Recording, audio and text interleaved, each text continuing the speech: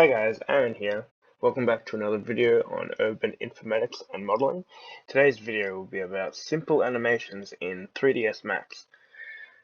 To start off with, let's create a 3D shape. So we'll go with sphere for our first animation. That looks okay. Now, the basics of animation, what we want to do is make this sphere move on its own in its few key points. So to start off with, let's go down to the clock and gear down the bottom, time configuration. We want to set up our settings for this. So this all looks right. I usually keep it at real time. FPS usually stay about 30 frames per second, but you can change it to 60 or 120 if you want to increase that. Well, this looks good. I always have the frame count at 300, simply because 30 frames per second, 300 frames, so our animation is going to run for approximately 10 seconds. Once you're done with that, you can click OK. And what you're going to want to do is go down the bottom again to Auto Key, click that, and this red outline is going to appear. And what you can do is set, as you can see on the bottom, you're going to have this time track. So what we're going to do first is scrub it all the way to 30, and then we're going to move our sphere just a little bit.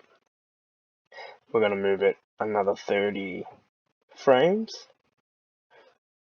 Each of these 30 frames are going to be 1 second, as it's 30 frames per second, so we're just moving it all a little bit. We're going to move it to 90. And then to 120. Back to the center.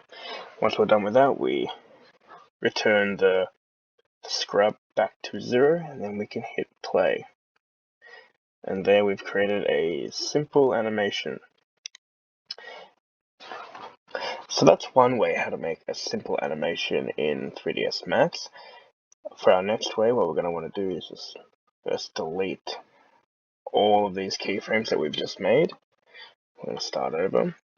So now I'm going to show you how to animate an object by using a pathway or a line that we've created.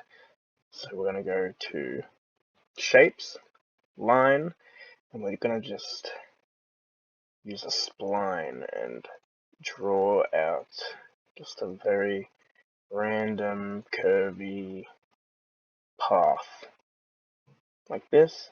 Bring it back there, close spline, click yes.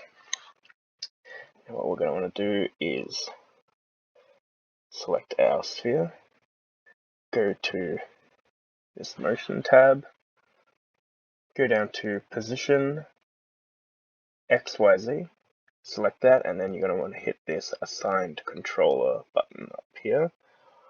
And you're going to click path constraint and then OK. And then on the side here, you're going to have this pop up and you're going to click add path, and you're going to select your spline that you've just made, and it's going to automatically snap to it. Now, once you click play, it's going to run along that path on an endless loop.